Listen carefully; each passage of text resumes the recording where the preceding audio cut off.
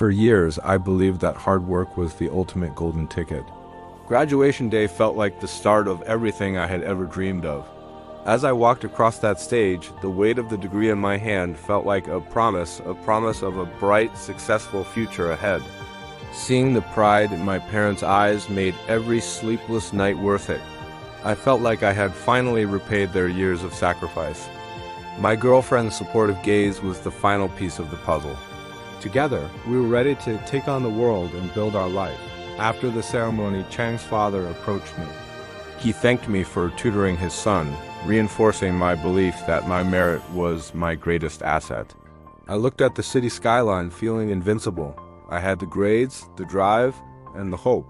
What could possibly stand in my way? But the transition from the lecture hall to the professional world was sharper than I expected. The headlines began to paint a different picture. On my first day of applications, I arrived at a modern finance building. My heart sank as I saw a queue stretching around the block. I joined the line, clutching my resume. There were hundreds of us, all wearing the same suits, all carrying the same desperate hope. The hours began to bleed into each other. The morning sun climbed high, casting long, mocking shadows across the pavement as we waited. By afternoon, the initial excitement had vanished, replaced by a heavy, gnawing anxiety. I checked my watch every few minutes, praying for progress. The people around me were silent. We were all competitors now, vying for a handful of opportunities in a world that felt increasingly crowded. Suddenly, the heavy glass doors opened. A man in a sharp suit stepped out, but he didn't look like he was inviting us in. "Recruitment is closed for the day," he announced. "We have filled our assessment slots. Please go home and try again next time." The crowd erupted in a low murmur of despair. Dreams were deferred in an instant, silenced by the cold finality of those words. I stood there for a long time after the doors closed. The heavy click of the lock sounded like the end of an era. Walking home, the city felt different. The skyscrapers that once looked like symbols of opportunity now felt like walls keeping me out.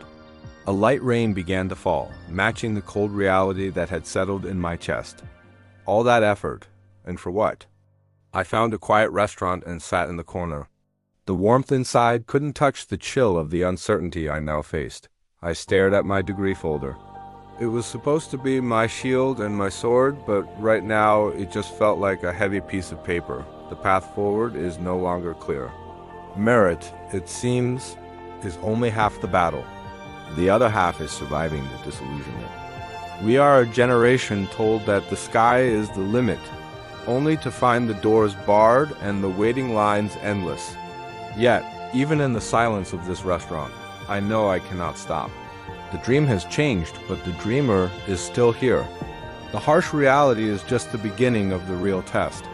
It's not about how we start, but how we find hope when the world says no.